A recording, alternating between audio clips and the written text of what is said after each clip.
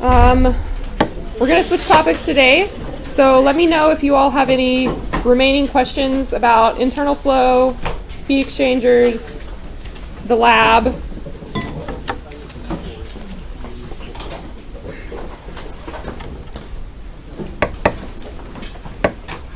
Okay. All right, so we're going to start on our last topic of the quarter today, which is radiation. So we talked about radiation briefly earlier on, and just kind of gave a simplified equation that we can use to quantify idealized radiation from a small surface in large surroundings. But today we're going to talk about introduce radiation again, go into more detail, and primarily we'll be going through concepts today. So just kind of talking about radiation conceptually, what causes it, and writing down a lot of ideas.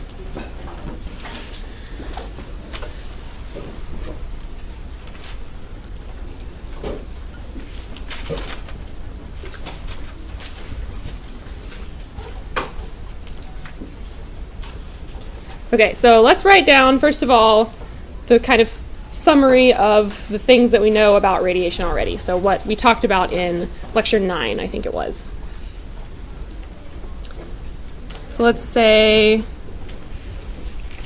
this will be a radiation review for us.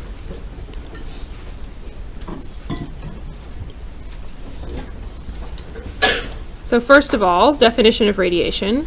We know that thermal radiation is energy emitted by any matter, that could be a solid, liquid, or a gas, that's at a non-zero temperature, and it's emitted via electromagnetic waves.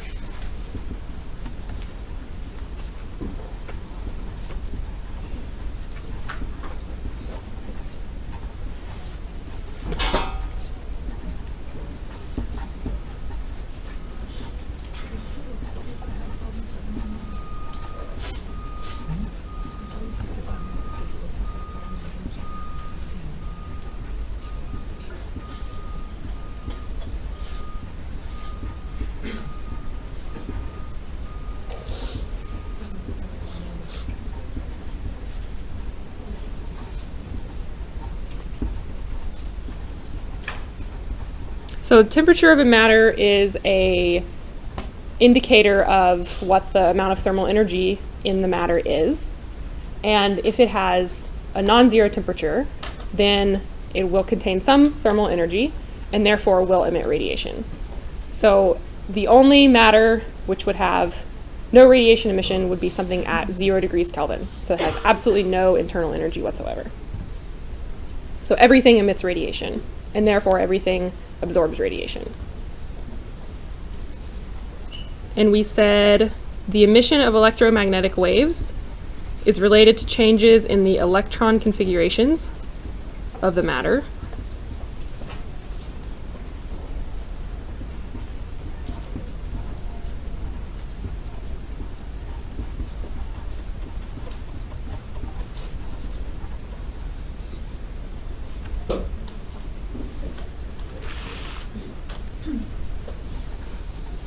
So then, of course, if you have a lower energy configuration, that's going to be associated with less internal energy and then a lower temperature.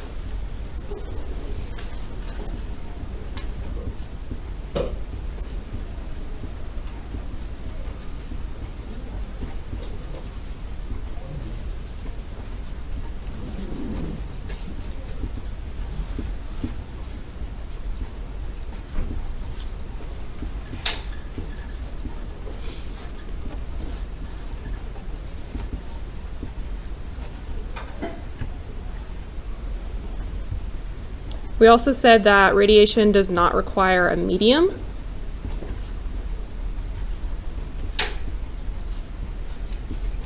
Which makes it distinct from conduction and convection.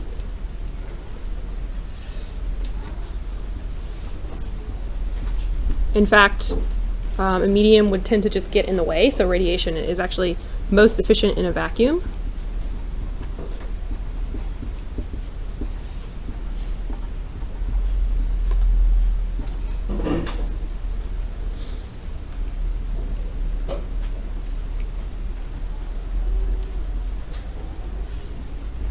And radiation is emitted by and incident upon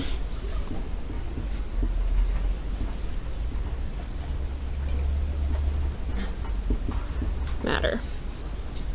And the radiation that is incident upon matter is called irradiation. And so we'll talk about in a little more detail later when we say radiation heat transfer or the radiation heat flux, we're talking about the net flux. So what's going out minus what's coming in gives you the net flux. And if one object is hotter than another object, they're going to be exchanging radiation both directions, but the net flux will be from the hotter to the colder object.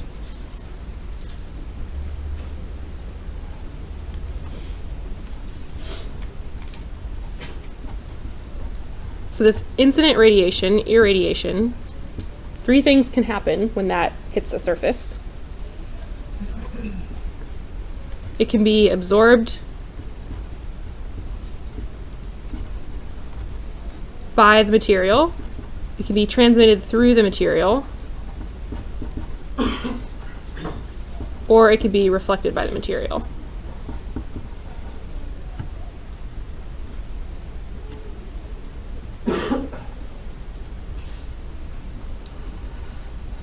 And radiation that is transmitted or reflected does not affect the thermal energy of the matter.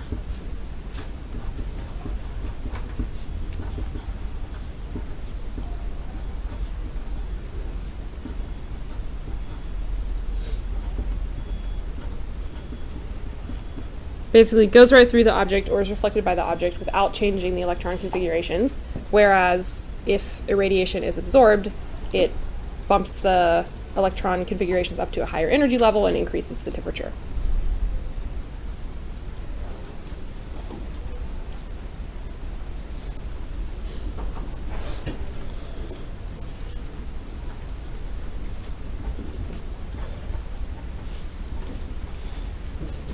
So let's write down some fundamental concepts.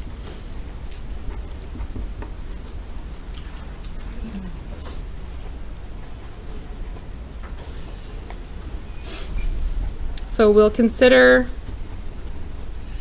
a solid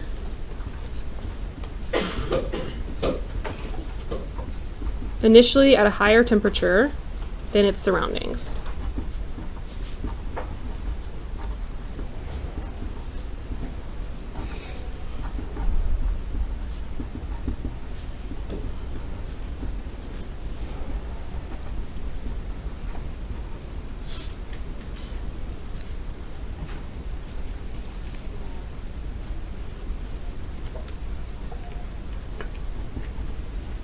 And then we'll put a vacuum around the solid so that we only have to consider radiation.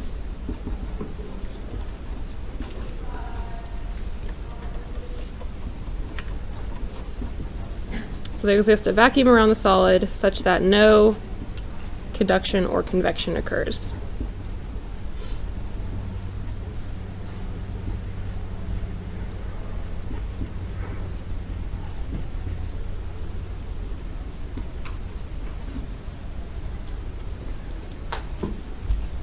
Okay, so let's draw that. We've got a little solid,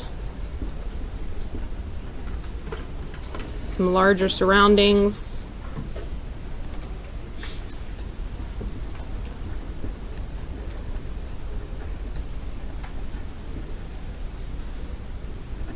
this is a vacuum and there's nothing else within the surroundings, so there's nothing in the way. The surroundings are at a given temperature, and the surface of the solid is at a given temperature. And the solid temperature is higher than the surrounding temperature.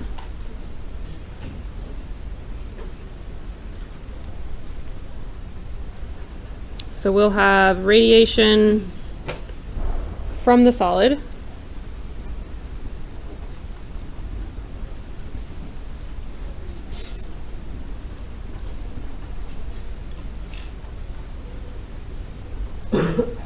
to the surroundings, and then we'll have radiation from the surroundings to the solid.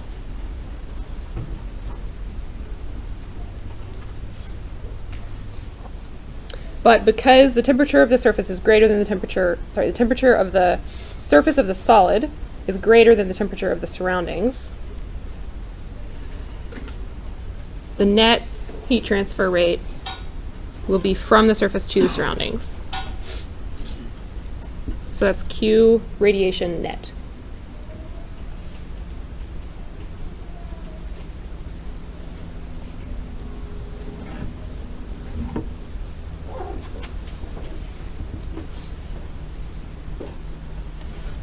And then, of course, the solid and surroundings will eventually come into thermal equilibrium.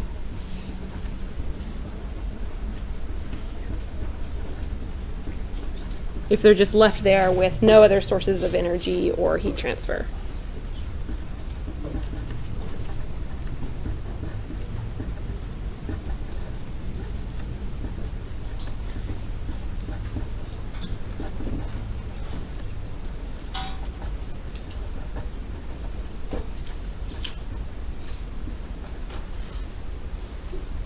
So the solid and the surroundings will eventually come into thermal equilibrium. And that's as a result of the radiation.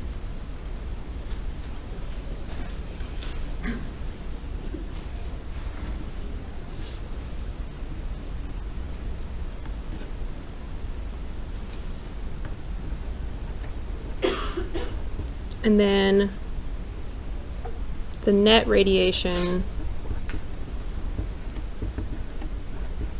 is from the solid to the surroundings.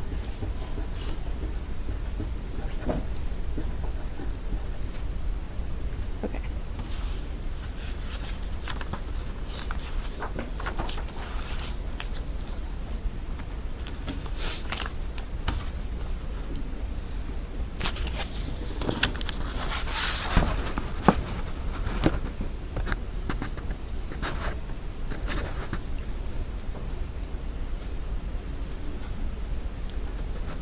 So we typically talk about radiation from a surface, but radiation can actually be a volumetric or surface phenomenon. So we'll primarily talk about it as kind of originating from a surface, but we'll talk about how and why it could be each different, could be volumetric or from a surface. So radiation emission can be a volumetric or surface phenomenon.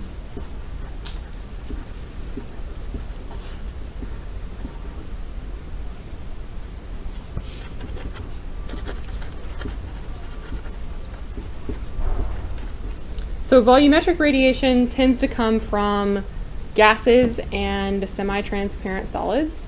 So if you can think a gas, all of the molecules in all matter emit radiation, but for a gas or a semi-transparent solid, some of the radiation from all of the molecules, the inner molecules, is able to pass through the outer molecules and kind of be emitted to the surroundings. So you have to consider radiation from all of the molecules summed up over the entire volume. Whereas for a solid or a liquid, again, all of the molecules emit radiation, but the internal molecules tend to absorb the radiation emitted from their neighbors. So the radiation that actually gets propagated out into the surroundings is only due to molecules that are within like 1 micrometer of the surface. So for gases and transparent solids, because the radiation can pass through the matter itself, it's a volumetric phenomenon. But solids and liquids, internal radiation gets absorbed internally by the matter itself, and you only have the emission from molecules very, very close to the surface. So for volumetric emission, that tends to be gases and semi-transparent solids.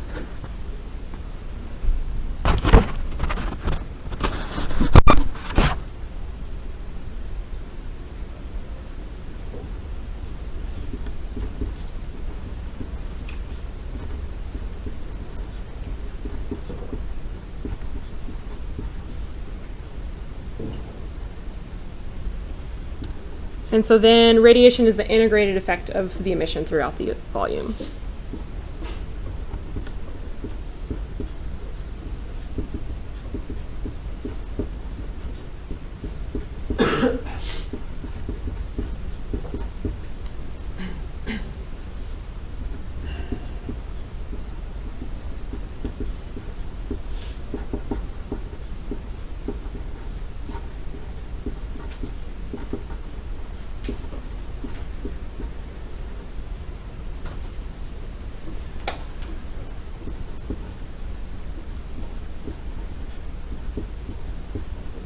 So our focus is going to be on treating radiation as a surface phenomenon.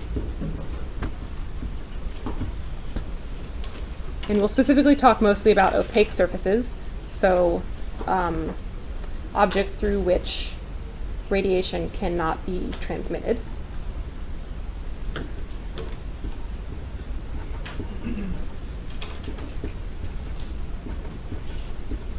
So for solids and liquids, radiation tends to be just from the surface.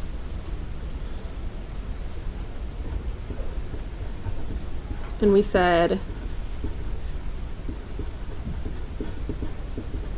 radiation emitted from internal molecules or interior molecules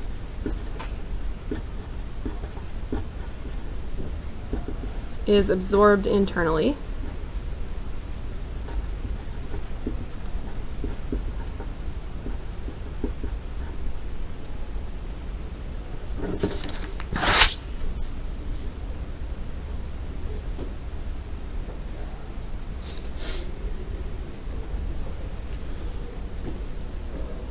And then radiation emitted from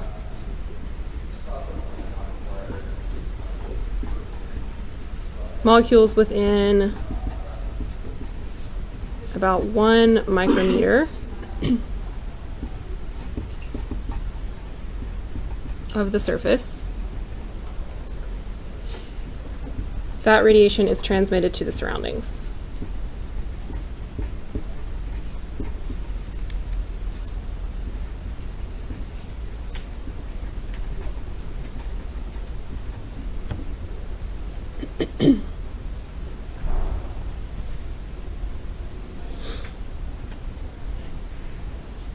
Okay, questions so far on any of the concepts? Yeah. Why can't liquids have volumetric radiation, considering like a lot of them are semi-transparent? Yeah, good question. So I think it's because the just the nature of the molecules, they're like so tightly packed, and that is a good question because semi-transparent solids can have volumetric phenomenon, and I'm not completely sure why. I would guess that it's because the molecules in a liquid are free to move around, whereas in a solid they're kind of stuck in like a lattice pattern. So the molecules in a liquid would be able to absorb the radiation better than in a solid. But like I said, I'm not sure. I am not super strong in my material science field. Yeah, but that would be my guess. Yeah.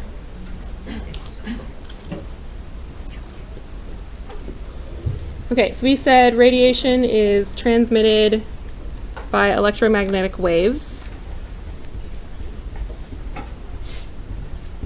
So radiation is the propagation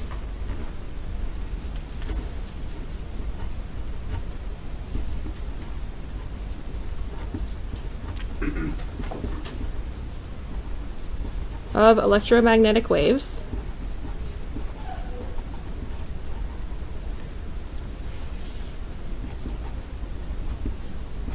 And typically when you talk about waves, they're characterized by their frequency and wavelength.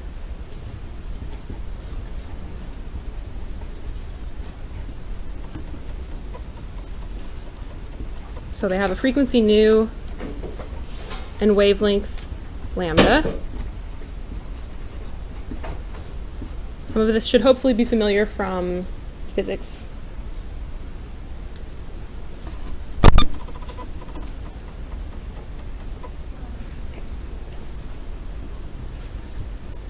And those properties are related by the wavelength is equal to c over nu. where c is the speed of light in the relevant medium.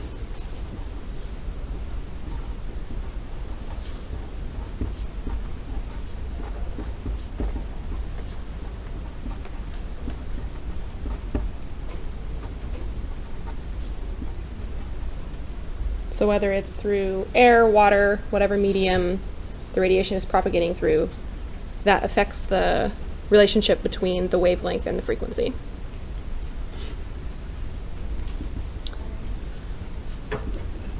For a vacuum, the speed of light in a vacuum, c sub naught, is 2.998 times 10 to the 8th meters per second.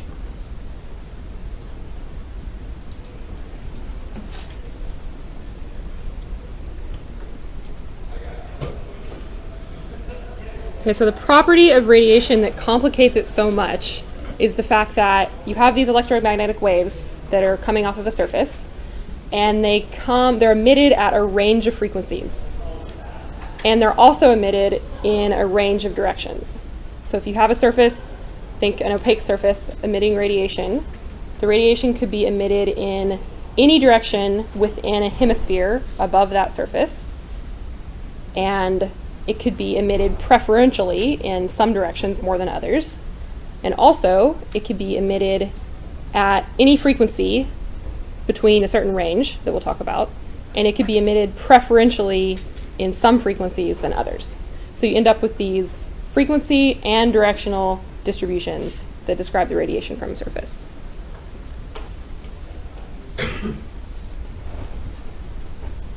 So radiation occurs across a range of frequencies and directions.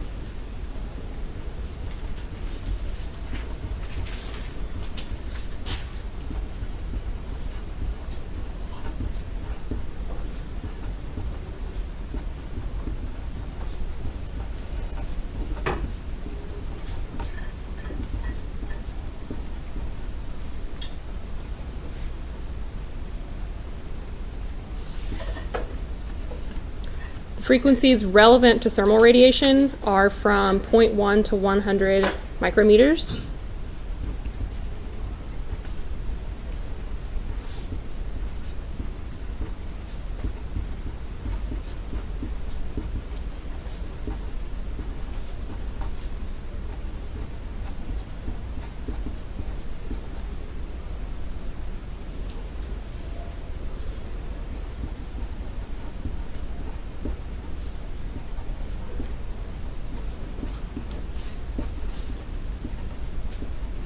And those are just the frequencies that affect the thermal energy of matter. So any frequencies lower or higher than that don't change the electron configurations of the matter in such a way that it changes their internal energy. So these are the frequencies that matter for heat transfer. And these correspond to a portion of the ultraviolet range, all visible frequencies, and all infrared.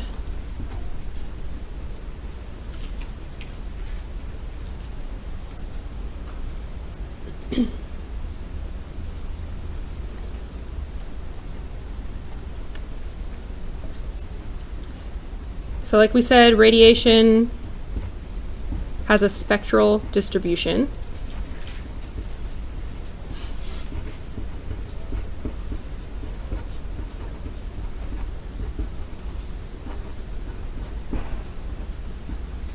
And that just means that the magnitude of radiation can vary with the wavelength.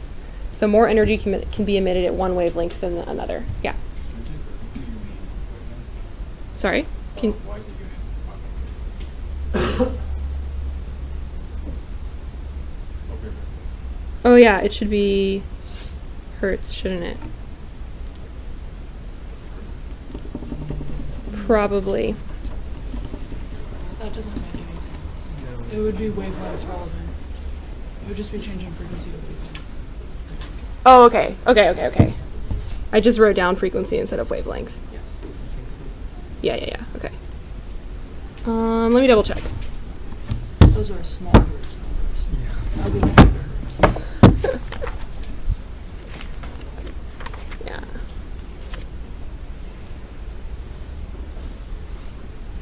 Yeah, wavelength. Yeah. Good catch, thank you.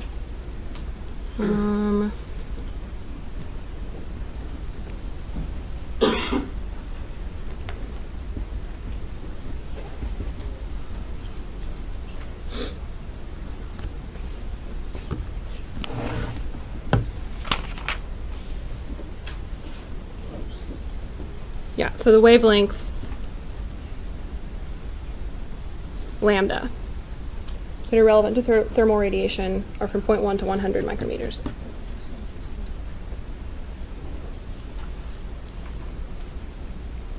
Okay, so for the spectral distribution, that means that the magnitude of the radiation can vary with wavelength.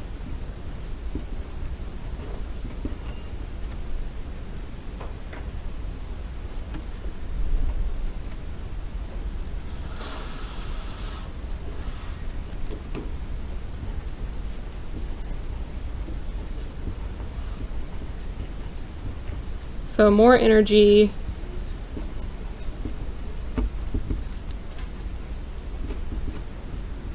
can be emitted at one wavelength than another.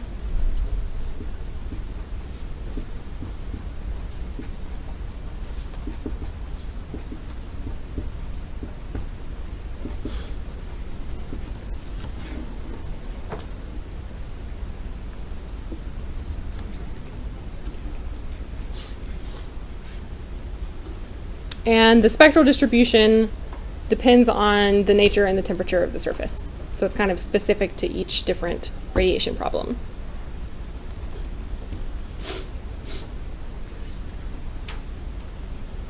And we said radiation also has a directional distribution, so it can be emitted more strongly in one direction versus another.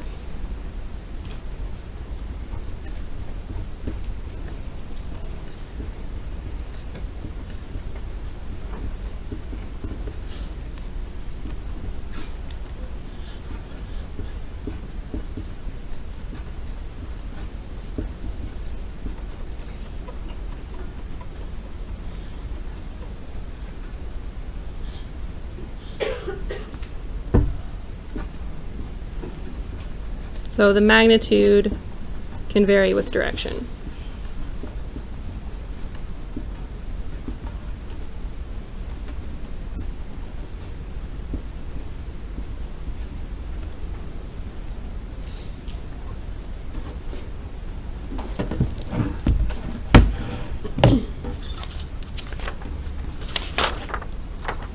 If you like to see things visually, this is the kind of schematics that the book uses for those. So basically the wavelength, and then at every wavelength, what the kind of emissive power is.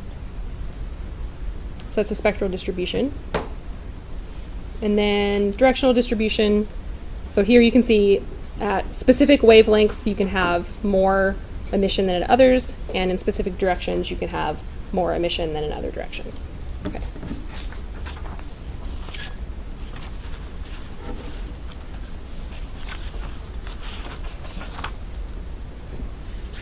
So we'll talk about the different types of radiation heat fluxes now.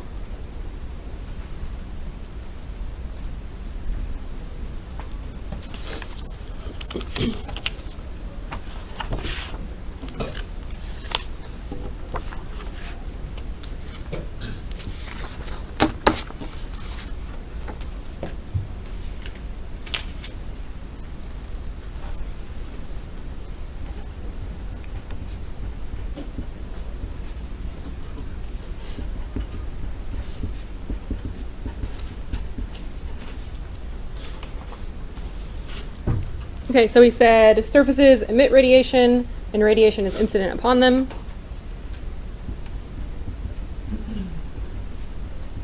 So for emission,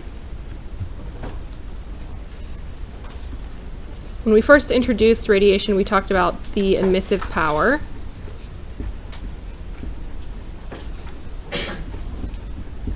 Given by capital E. And that's the rate at which radiation is emitted from a surface per unit surface area. And we kind of implicitly assumed previously, but we'll now say explicitly that it's over all wavelengths and over all directions. So integrated over all of the wavelengths and directions that it varies.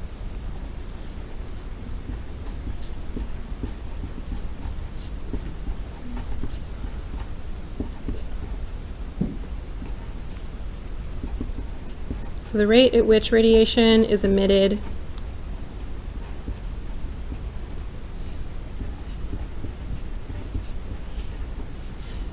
from a surface per unit surface area. So we're talking about fluxes, that's always per unit area.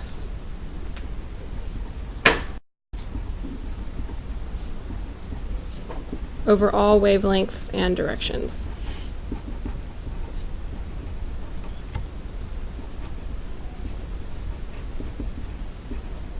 And we said it's a flux, so the unit is watts per meter squared.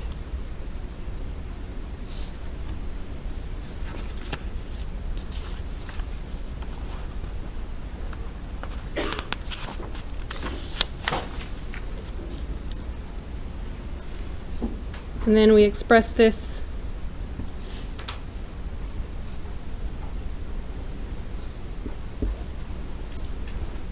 emissive power in terms of the emissivity.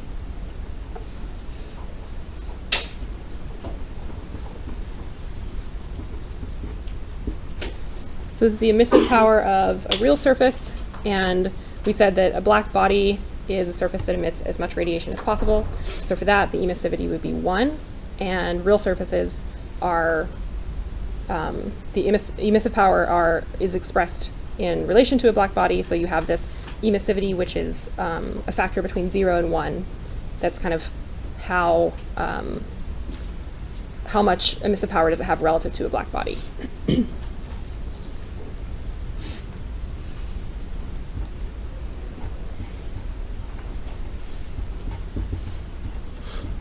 We also talked about irradiation.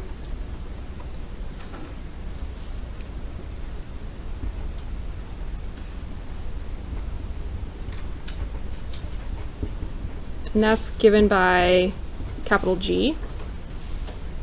And that's the rate at which radiation is incident upon a surface per unit surface area, again, over all wavelengths and directions.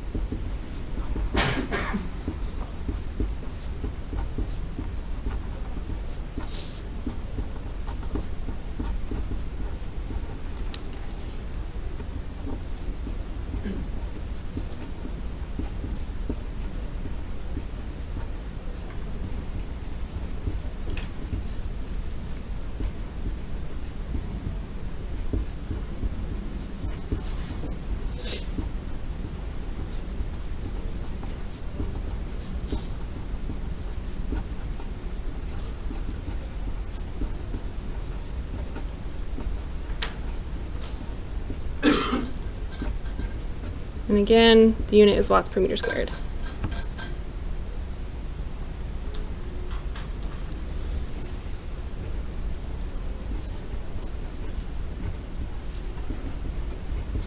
So at the beginning of lecture, we mentioned that irradiation may be reflected, absorbed,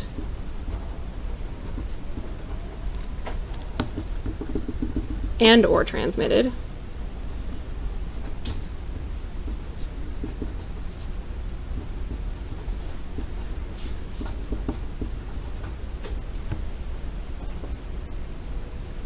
So then the total irradiation is equal to the portion that's reflected plus absorbed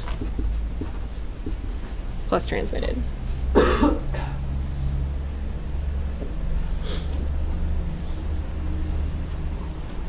And we said reflection and transmission don't affect the thermal energy, and absorption does. So absorption increases the thermal energy.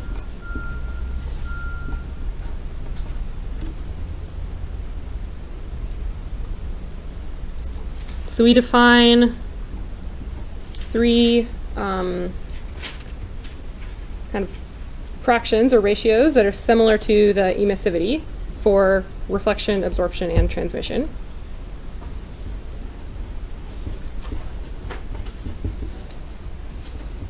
Really creative names: reflectivity, absorptivity, and transmissivity.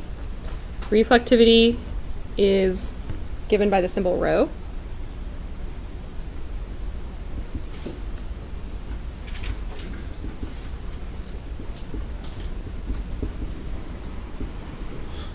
And that is the fraction of irradiation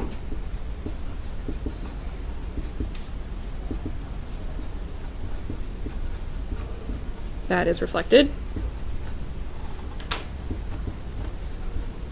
Absorptivity is alpha. That's the fraction that is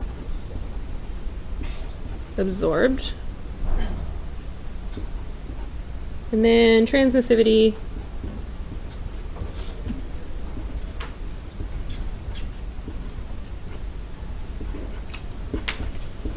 tau is the fraction that's transmitted.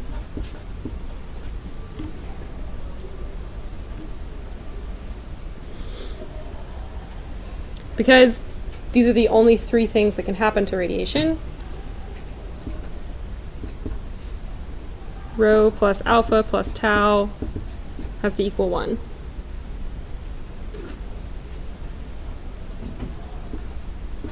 And then rho times g, so rho times the total amount of irradiation, plus alpha g plus tau g equals g, the total amount of irradiation.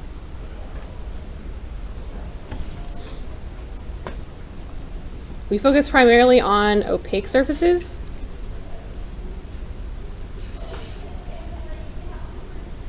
Which experience no transmission, only absorption or reflection.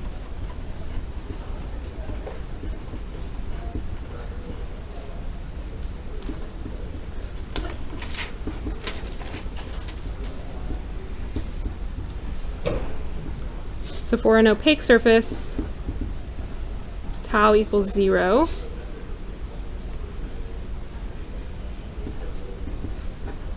And rho plus alpha equals 1.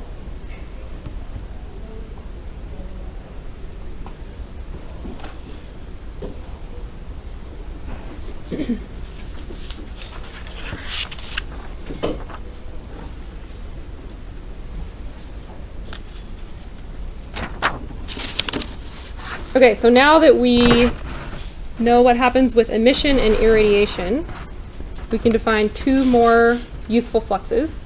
So the first is radiosity.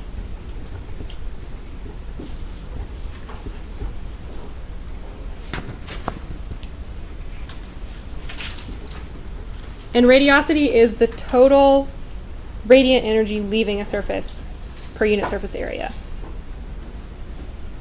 So most generally, you would have the emission from a surface, then you would have the portion of the irradiation that's reflected, and also the portion of irradiation that's transmitted.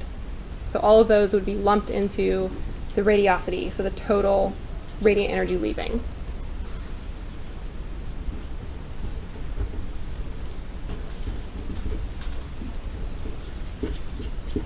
It's given by the symbol J.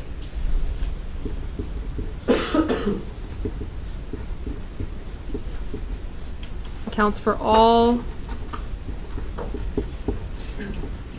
radiant energy leaving a surface.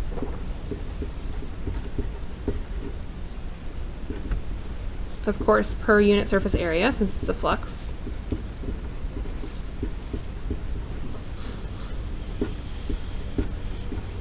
Again, watts per meter squared.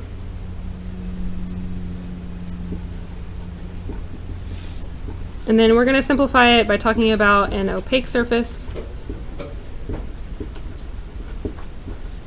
So that just means there's no transmission.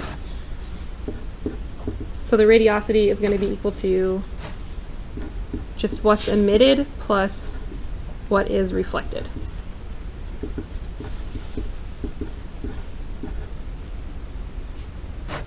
So cast in terms of the reflectivity, that's E, the emissive power, plus reflectivity times the irradiation.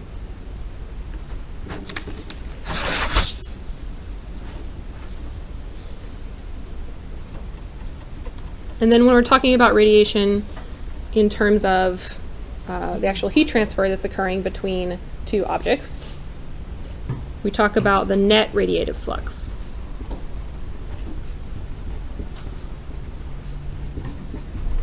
And we talk about the net flux from a surface.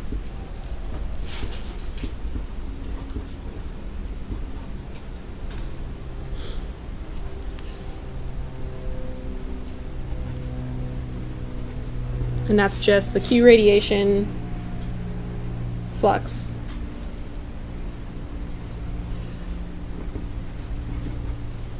So that's the difference between the outgoing and incoming radiation.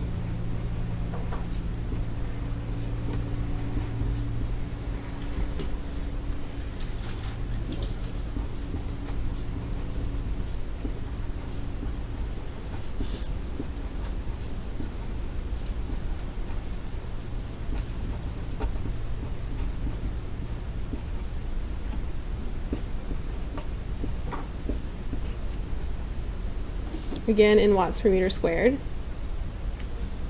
So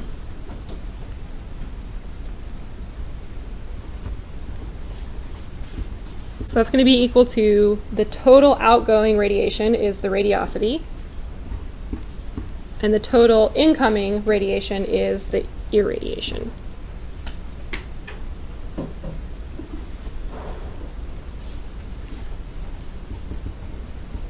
And then we can break this down further, simplify it a little more for an opaque surface.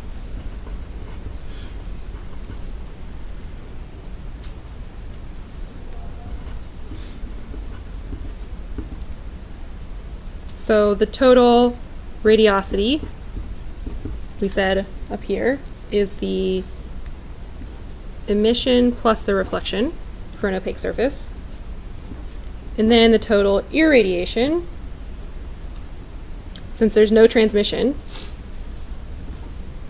is the reflection plus the absorption.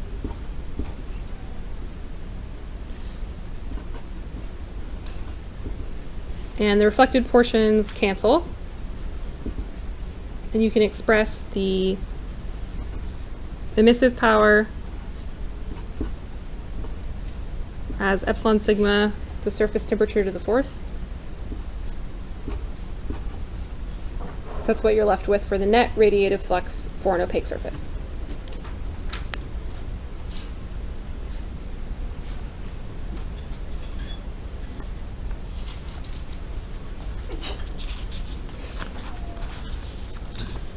So to quantify these fluxes, we need to know the directional and spectral nature of the radiation. So that's what we'll start talking about next.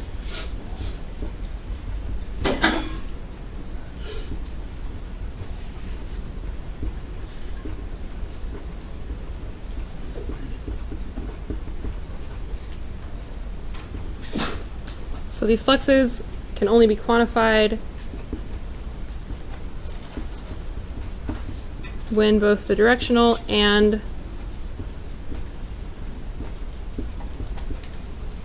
spectral nature of the radiation is known.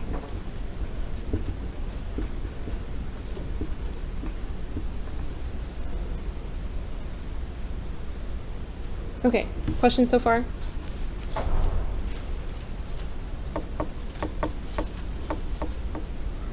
So mostly just concepts so far today. Yeah, Which fluxes are you talking about in that last statement? all of the fluxes. Yeah.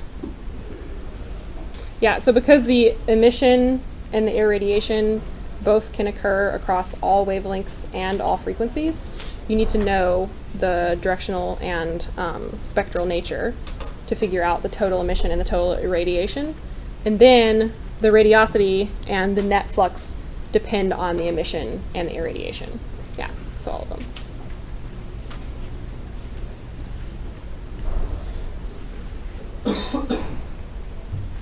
Okay, so we'll start just kind of setting up how we'll talk about the directional effects first.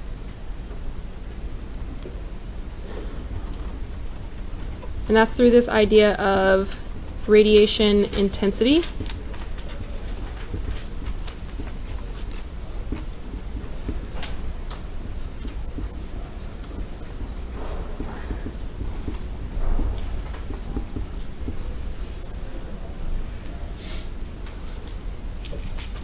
So we said radiation leaving a surface can propagate in all directions.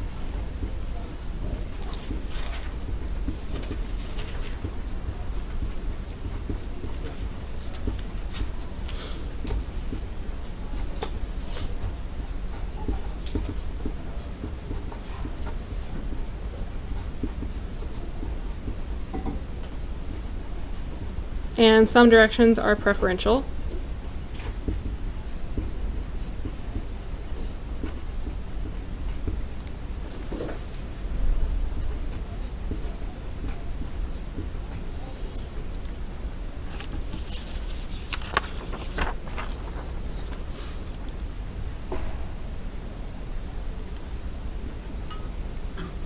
And then radiation incident upon a surface may come from different directions. So irradiation.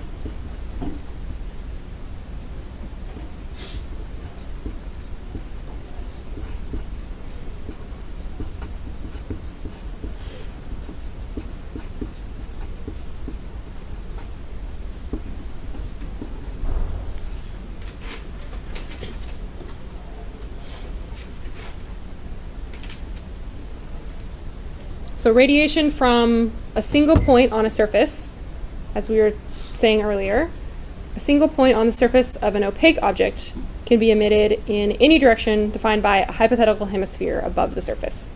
So we'll just talk about specifically about the opaque surface for a transparent or semi-transparent surface, because radiation could also be transmitted. It could go through the object and therefore be emitted in a total sphere around the surface. So for an opaque surface, because it can't go through the object, it can just be transmitted out in any direction in a hemisphere above the surface.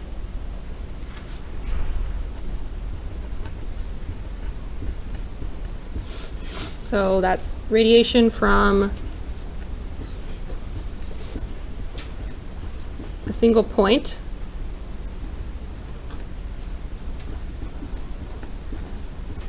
on an opaque surface.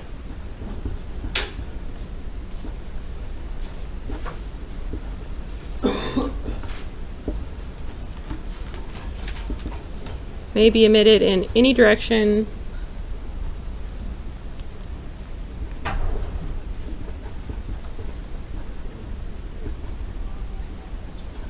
defined by a hemisphere.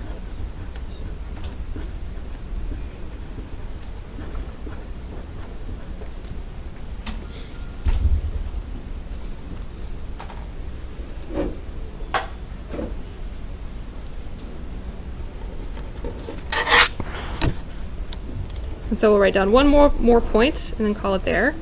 So because the radiation can be emitted in any direction defined by a hemisphere, we're going to primarily use the spherical coordinate system to talk about these directions.